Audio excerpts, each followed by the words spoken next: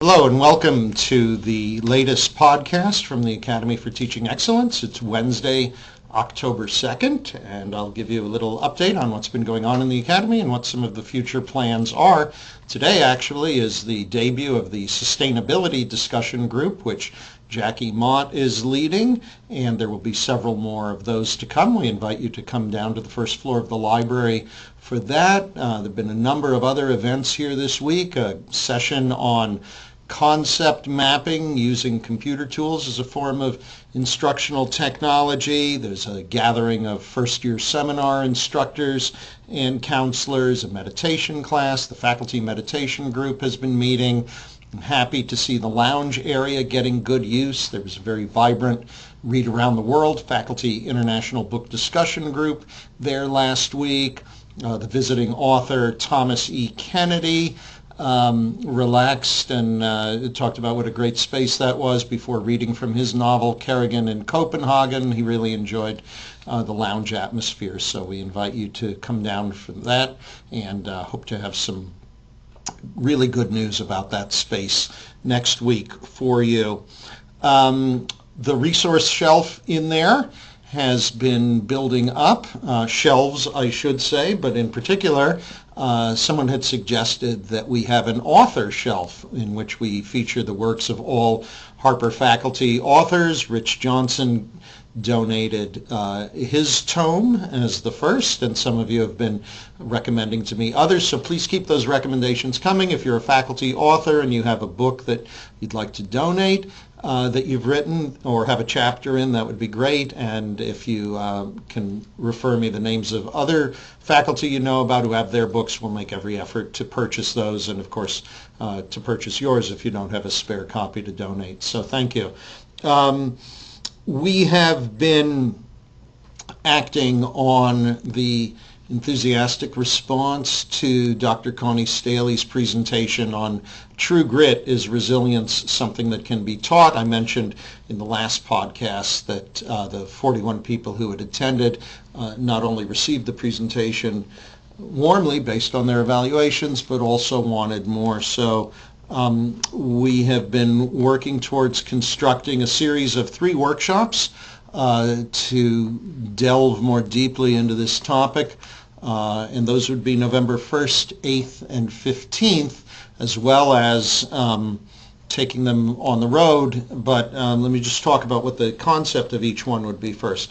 November 1st, a Friday, we would have a chance to talk with particularly resilient students. So a number of you have referred me to students who are really notable for what they've overcome and their resilient attitudes. And I think one of the things that is really difficult to understand as an instructor is why it is that some students will take a discouraging, even a devastating life circumstance or poor grade on a paper and appear in my office and say, I want to do better, and others will just vanish under that, and some people respond really well to setbacks and others don't. Why? So I thought a great way of learning more about this is to bring in a group of particularly resilient students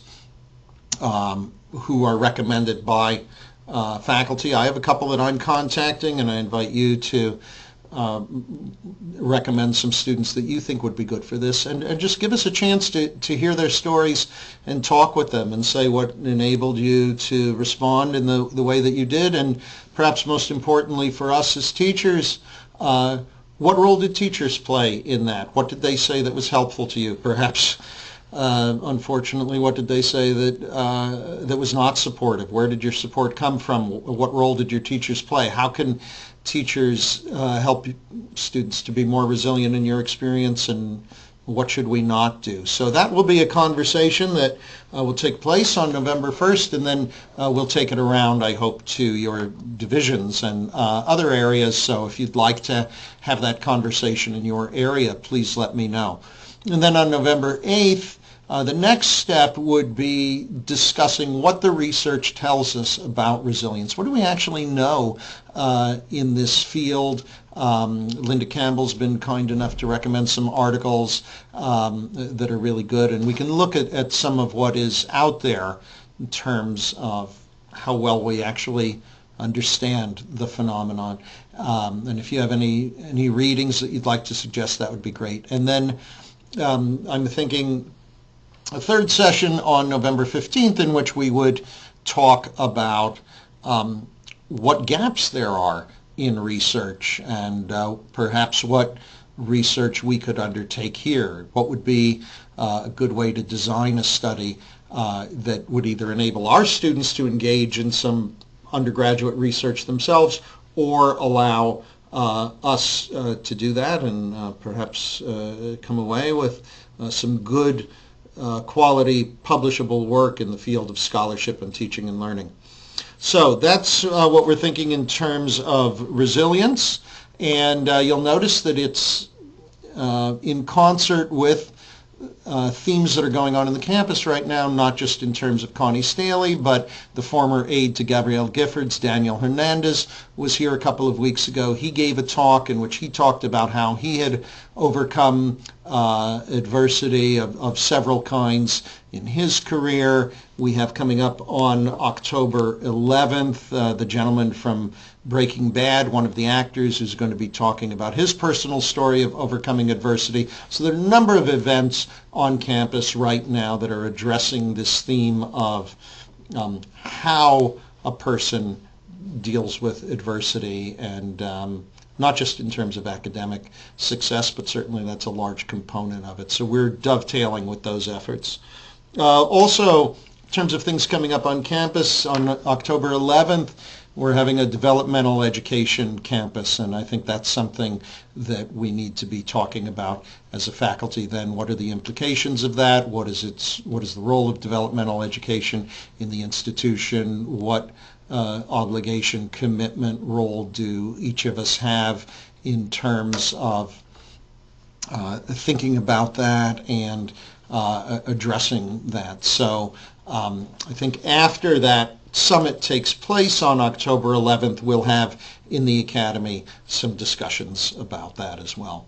Then looking forward, we've begun to sketch out a series of workshops and graduate equivalency courses and other topics that, or rather other formats on topics that you've expressed an interest in, and I'll be talking more about those next week. One thing I want to mention is a series that would be called What Can We Learn from X Teachers? That is, what can all of us learn from teachers in specific areas? So I envision a series of conversations or workshops that would be about a different department or area of teaching each week. What can we each learn from teachers who teach in a clinical setting? What can we each learn from fast-track teachers, from teachers who teach in labs, from studio teachers, from large lecture teachers, from ESL teachers, from GED teachers, from honors teachers, from learning communities teachers, and on and on and on. I may never myself teach in a clinical setting, but I know that there are things that teachers are doing in a clinical setting that are good teaching practices that I and all of us could adapt to our own teaching. I'm never going to teach in a lab. I'm never going to teach in a studio, but I can learn things from those teachers. The ESL, the GED teachers are doing things to engage their students. I might have a different student group that I'm working with, but still there are things I could adapt. So you'll be getting some dates and times, and I'll be contacting you to have you represent your area in some of these. I think it'd be a really exciting series that will bring us together and help us appreciate the specificity of what people do in their own disciplines, as well as recognizing the adaptability, the interdisciplinarity, the integrative nature of those practices for each of us. So that is it for this week. Thank you for